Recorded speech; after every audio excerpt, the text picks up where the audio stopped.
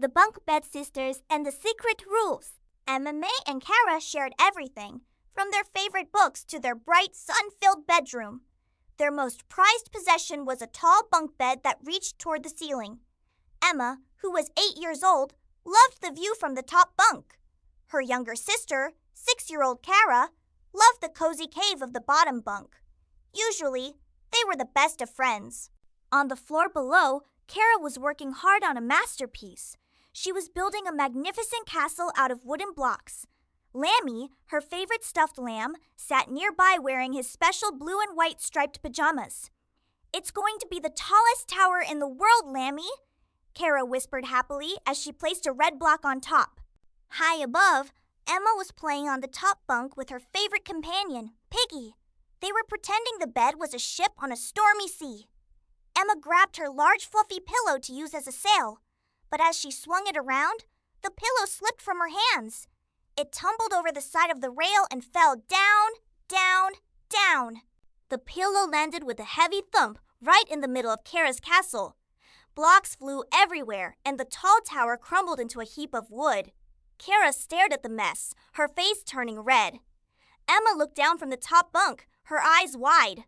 The room, which had been full of play, was suddenly very tense. That night, the bedroom was uncomfortably quiet.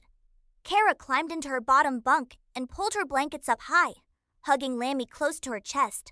She was still mad, but she also felt a little bit lonely. She missed the sound of Emma's giggles and their usual bedtime stories. That night, the bedroom was uncomfortably quiet.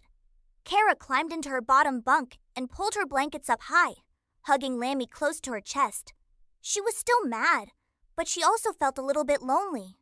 She missed the sound of Emma's giggles and their usual bedtime stories. On the top bunk, Emma lay awake too. She held Piggy and stared at the ceiling. She knew she should have said she was sorry, but her pride felt like a giant knot in her tummy. She squeezed Piggy tight and sighed. Eventually, both sisters drifted off into a heavy, grumpy sleep. As the moon shone through the window, Piggy and Lammy suddenly blinked their button eyes. They hopped down to the floor and met in the middle of the rug. "They are too sad to play tomorrow," Lammy whispered, smoothing his pajamas. "We have to help them," Piggy agreed. "They need to remember how to use their hearts instead of their tempers." I'm so sorry about your castle. It must have been really important to you. It was. I'm sorry about your pillow, too. I forgive you. And I forgive you. I love you. In the morning, Emma and Kara found the note. They read the rules together and realized how much they had missed being friends. Emma apologized for the pillow, and Kara explained why her castle was so important.